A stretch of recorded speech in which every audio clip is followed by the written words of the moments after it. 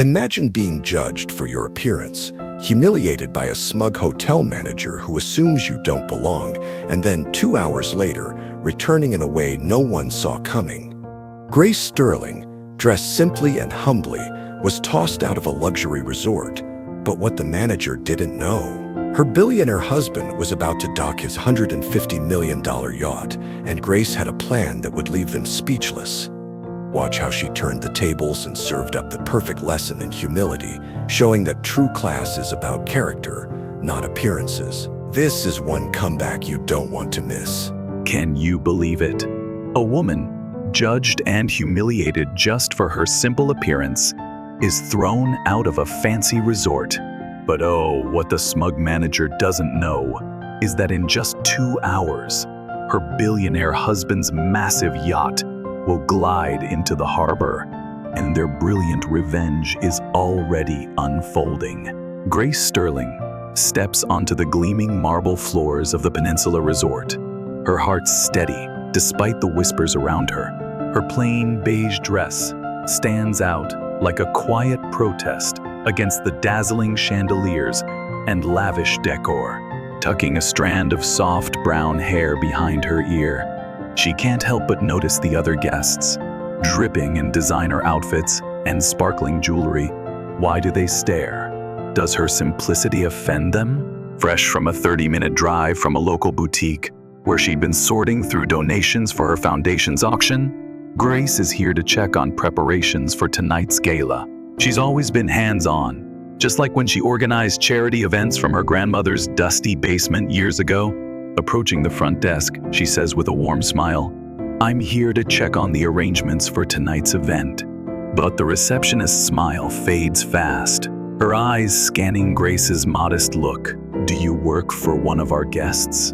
she whispers, as if Grace's presence is a secret to be hidden.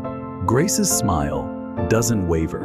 "No, I'm attending the charity gala this evening, the Sterling Foundation reservation." The receptionist's fingers tap the keyboard, her brow creasing in confusion. "I don't see your name here. Are you staff for the foundation?" she asks, her tone sharp. "Actually, I'm the founder," Grace replies calmly, her voice steady as a rock. "My husband, William, should have called ahead. He's arriving by yacht later." Can you imagine the nerve it takes to stay so composed? But then, a man in a flawless suit strides over, his presence commanding attention. His gold name tag glints as he introduces himself. "I'm Bernard Phillips, the general manager. Is there a problem here?" His tight smile doesn't reach his cold eyes, and when the receptionist whispers something, his eyebrows shoot up. He sizes Grace up from head to toe, his gaze dripping with judgment. "Ma'am, this is a private resort," he says, his voice oozing condescension. "The Sterling Foundation Gala is a prestigious event. Perhaps there's been some confusion." Oh, how dare he assume she doesn't belong. Grace holds her ground, unshaken. "There's no confusion. I'm Grace Sterling, my husband and I."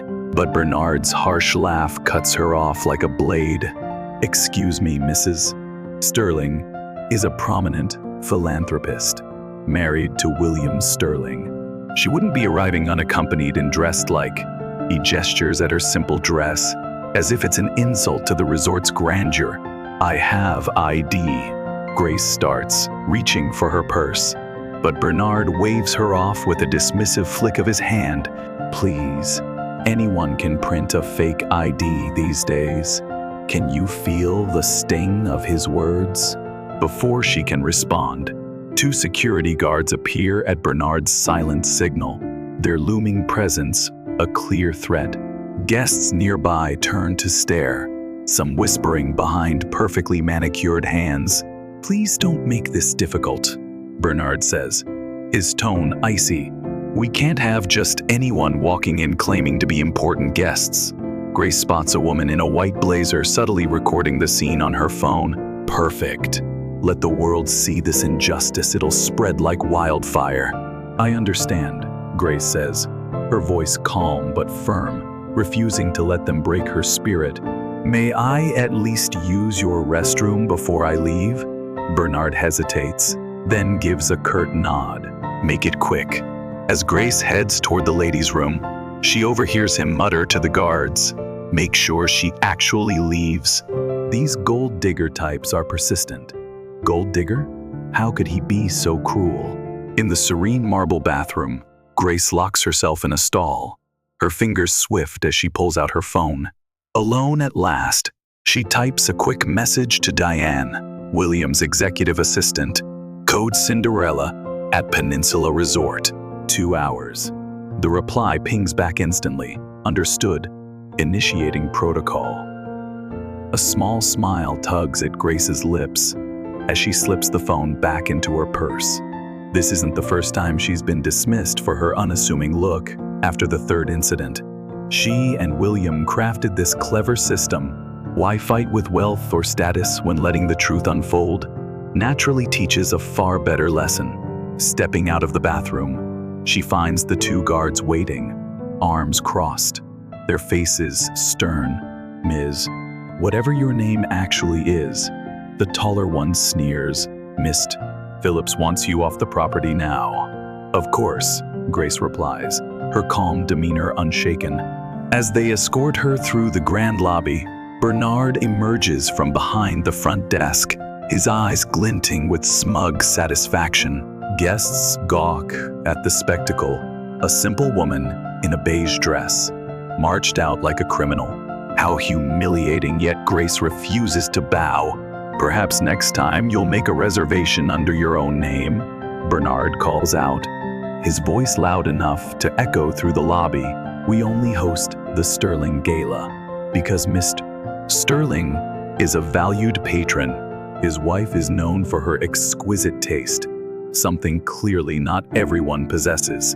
A few guests snicker, their laughter cutting like knives.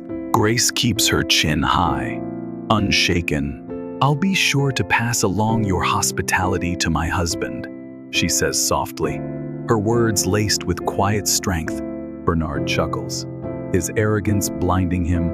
Yes, I'm sure he'll be impressed with your imagination, though I doubt he exists, much like your supposed connection to the Sterlings. They reach the ornate front doors, and one guard points to the taxi line. Need us to call you a cab? He asks, his tone implying she can't afford one. No, thank you, Grace replies, her dignity intact. I'll manage. As she steps into the warm coastal air, Bernard's final jab rings out. Don't even think about sneaking into the gala tonight. We'll have your photo at every entrance. The heavy doors close with a soft, expensive thud, sealing her out. Grace walks slowly down the curved driveway, feeling the staff's eyes on her back. But does she falter? Not for a second. Reaching the street, she turns left, strolling along the oceanfront promenade that hugs the resort's property. She finds a cozy cafe with a stunning view of the harbor and orders an iced tea. Oh, what a perfect spot to watch her plan unfold. Glancing at her watch, a simple piece, once belonging to her father, she calculates 1 hour and 40 minutes left. Her phone buzzes with a message from Diane. William is furious. Eta, 100 minutes. Package arriving in 20. Sipping her tea, Grace watches seagulls soar above the shimmering water, her heart calm. She's no stranger to prejudice. Before William, she juggled multiple jobs to pay for college. Constantly overlooked and underestimated, William once offered to ensure everyone knew her status. But Grace refused. Those who judge books by their covers deserve the shock when they see what's inside. She told him, isn't that the truth? Right on cue, 19 minutes later, a sleek black car pulls up to the cafe. The driver, Maria, in a crisp uniform, steps out and spots Grace on the patio. Mrs. Sterling? She asks quietly, her tone respectful. Yes, Maria, thank you for being so quick, Grace says warmly. Maria sets a garment bag and a small suitcase beside her. Miss Diane said you needed these urgently. Is everything okay? Just a little misunderstanding that'll sort itself out soon, Grace replies with a reassuring smile. Care for a drink? No, thank you, ma'am. Maria says, I should head back missed. Sterling was pretty fired up when he called. Grace nods, knowing William's fiery temper, though he never aims it at her or their team. See you soon, Maria.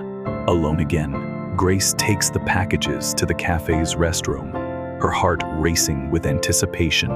What's next? The transformation that'll turn this day around. Grace's eyes sparkled with quiet confidence as she nodded, fully aware of William's fiery reputation in the business world. Oh, how his temper could shake boardrooms, yet he never once turned it on her or their loyal staff. I'll see you later then, she said warmly to Maria, her voice steady as the driver departed, clutching the garment bag and suitcase. Grace slipped into the cafe's restroom, her heart racing with anticipation. Could this moment really transform everything? 15 minutes later, she emerged, a vision of elegance that took her own breath away. Gone was the simple beige dress, replaced by a stunning cream designer ensemble that hugged her figure perfectly. Her hair, once tucked back, now cascaded in soft, radiant waves around her shoulders, and there, glinting at her neck, was the delicate diamond necklace William gave her on their first anniversary, a symbol of their unbreakable bond. Paying her bill with a generous tip, Grace stepped back onto the promenade, her steps light but purposeful. Oh, how the world had shifted. Where she'd been invisible before, now heads turned, offering appreciative glances and respectful nods. Did they sense the power behind her grace? Checking her understated watch, her father's cherished keepsake, she saw just over an hour remained before William's arrival. The next phase of their plan was calling. She pulled out her phone and dialed with a smile. Hello, Carter? It's Grace Sterling. Yes, I'm doing great. Thank you. I need a small favor for tonight's gala. Carter Jackson, the resort's billionaire owner and William's old friend, was in Europe, leaving managers like Bernard to run the show. Grace quickly explained the morning's humiliating ordeal, her voice calm but firm, making it clear she didn't want Bernard fired, just taught a lesson he'd never forget. Are you sure? Carter chuckled, his voice warm with amusement. I could have him out the door in an hour. No, Grace replied, her tone playful yet resolute. William and I have something far more educational in mind. You two and your flair for the dramatic. Carter laughed. It's done. I'll call Bernard to prep for William's arrival, but don't worry, your name won't come up. Perfect, Carter. Thank you. Grace hung up, her heart soaring as she continued her stroll along the shoreline, the ocean breeze kissing her face. The path curved toward the resort's private beach, where she'd have a front-row view of the harbor for William's grand entrance. Her phone buzzed with a text from him. Almost there. You okay? Her lips curved into a grin as she typed back, never better. Bernard has no clue what's coming. She could almost see William's sly smile as he replied, good. The Odyssey is set for a showstopper entrance. Love you. Oh, how those words warmed her soul. Tucking her phone away, Grace kept walking, each step bringing her closer to the moment of truth. Everything was falling into place. Now she just had to wait for the perfect time to return to the peninsula. Not as the nobody they'd kicked out, but as Grace Sterling, ready to deliver a masterclass in humility that would leave jaws on the floor. Meanwhile, back at the Peninsula Resort, Bernard Phillips was basking in his smug victory. Having ousted the so-called imposter claiming to be Grace Sterling, he was now fussing over the ballroom's gala preparations. Everything had to be flawless for the real William and Grace Sterling. But then, the receptionist's voice cut through his focus as he tweaked a centerpiece. Mr. Phillips, There's a call on line 1. It's Mr. Jackson. Carter Jackson, the resort's billionaire owner, rarely called directly. Bernard's spine stiffened, a mix of pride and nerves surging through him. "I'll take it in my office," he said, striding across the ballroom with a confident air. Behind his desk, he steadied himself before picking up the phone. "Mr. Jackson, what a pleasant surprise," he chirped, but Carter's tone was grave, sending a chill down Bernard's spine. "Bernard, I've got troubling news. William Sterling's yacht, the Odyssey, will dock at our marina in an hour. You need to make sure everything is ready for his arrival." Bernard puffed up with pride, trusted with such an important task. "Of course, sir. We're fully prepared for the Sterling's gala tonight." "This is different," Carter said sharply. "William's coming early, and he's furious. Something about a misunderstanding at the resort today." Bernard's face paled. "A misunderstanding?" "He mentioned his wife," Carter added. "I figured you'd know what he meant." Bernard's mind spiraled. The woman he'd escorted out, could she actually be Grace Sterling? "Sir, there was a woman earlier claiming to be Mrs. Sterling, but she didn't look anything like the photos in our system. She was dressed so plainly." The silence on the line stretched like an eternity before Carter spoke again. "Bernard, have you ever met Grace Sterling in person?" "Well, no, but the Sterlings choose our resort because Grace values privacy and discretion. She's not one for social media or society pages." Bernard's brow beaded with sweat, but the photo in our system is probably outdated. Carter cut in. "Listen up, Bernard. William's yacht is 300 feet of pure luxury, worth more than this entire resort, and it's sailing in with one very angry billionaire on board." When Bernard hung up, his hands were shaking. He scrambled to his computer, frantically searching for images of William Sterling. Photos of the business mogul were everywhere, but Grace Sterling? Her pictures were rare, just as Carter said. The few he found showed a striking woman who shied away from cameras, often half-hidden. The woman from earlier had similar features, but without the glitz and glamour, he'd missed it. "Oh, God," he gasped, panic clawing at his throat. He buzzed the front desk. "Get me everything on William Sterling's yacht now." Minutes later, he stared at a printout of the Odyssey, one of the world's most iconic super yachts. Custom built for Sterling, it boasted multiple decks, a helipad, and room for 24 guests and 28 crew. The tracking report confirmed it was closing in on their marina. Bernard called an emergency staff meeting in the lobby. "Listen up," he barked, his voice trembling. "We may have made a terrible mistake today. The woman who claimed to be Grace Sterling might actually be her." Murmurs rippled through the staff.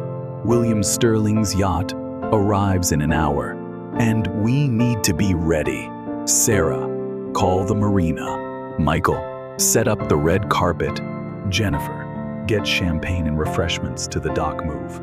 As the staff scrambled, Bernard stepped outside, his eyes scanning the horizon. There, in the distance, was the unmistakable silhouette of a massive yacht. Even from afar, its grandeur was staggering. His phone rang. The marina manager. "Mr. Phillips, you'd better get down here. The Odyssey's requesting priority docking. They'll be here in 30 minutes." Bernard adjusted his tie, his heart pounding. "I'm on my way," he said, steeling himself. He'd have to face William Sterling and explain the unthinkable, how he'd thrown the billionaire's wife out of the resort. Unless, could he find her first and make this right? Oh, what had he done? Oh, what a sight. The Odyssey glided toward the marina with jaw-dropping grandeur. Its 300-foot, custom-built frame dwarfing every boat in sight. Its pristine white hull sparkled under the afternoon sun. drawing a buzzing crowd of resort guests, locals and staff, all eager to witness this spectacle. Bernard stood nervously at the dock's edge, a makeshift welcome party behind him. Can you believe it? Ice buckets brimmed with chilled champagne, a red carpet was frantically rolled out, and every staff member was summoned.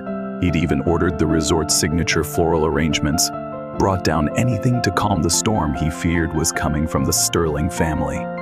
As the massive yacht eased into its docking, Bernard's mind raced, calculating the yacht's staggering cost over $150 million.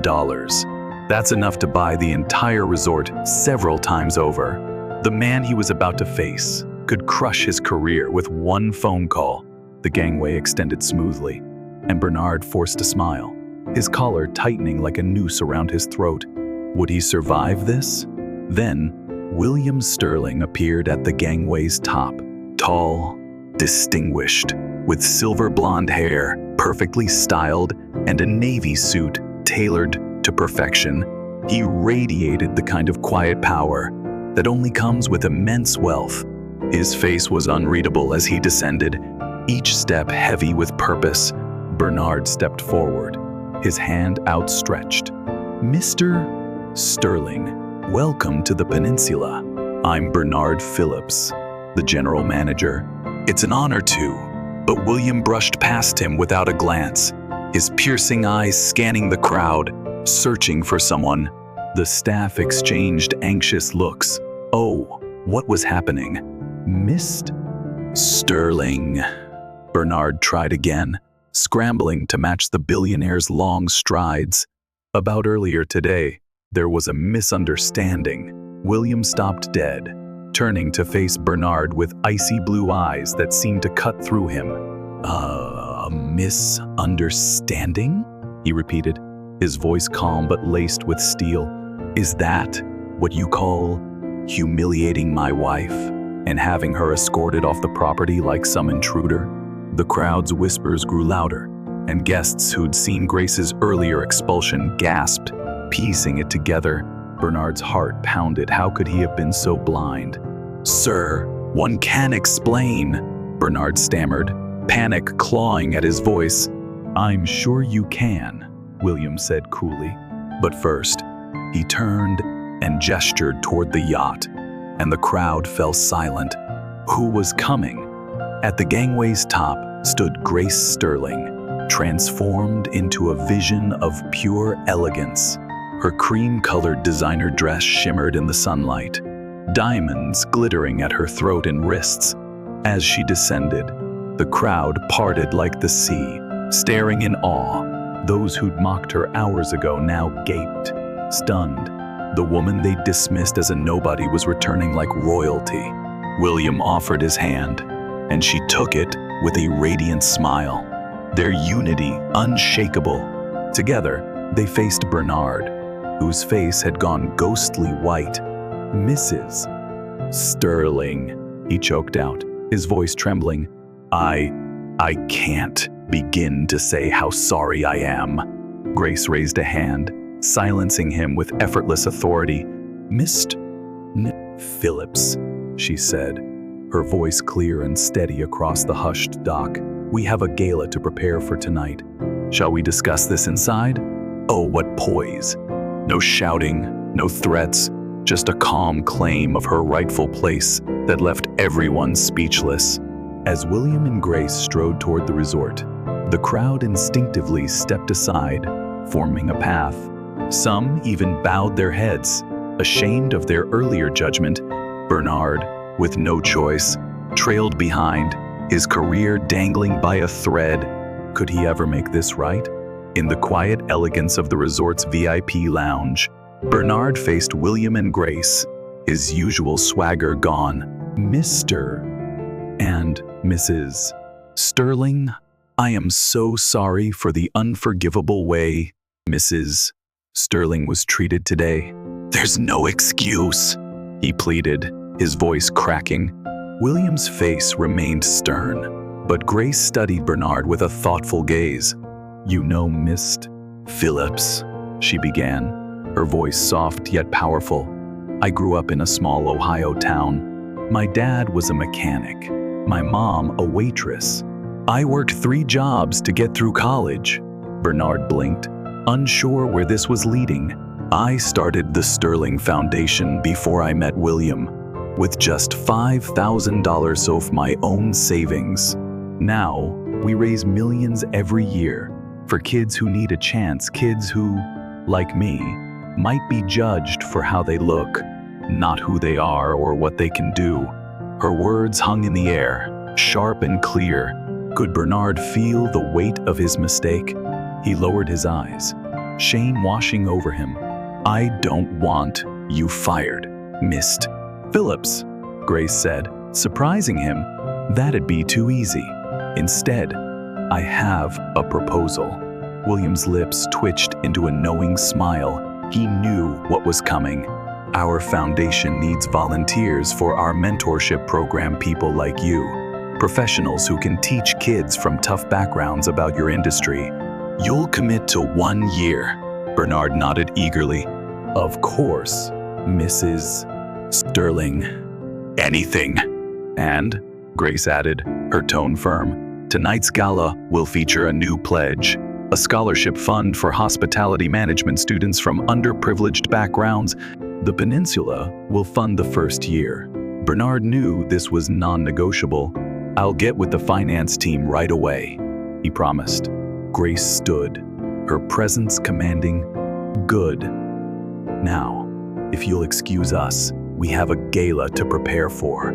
As Bernard scurried out, William took Grace's hand, his eyes shining with pride. Masterfully done, as always. Grace smiled, her heart full.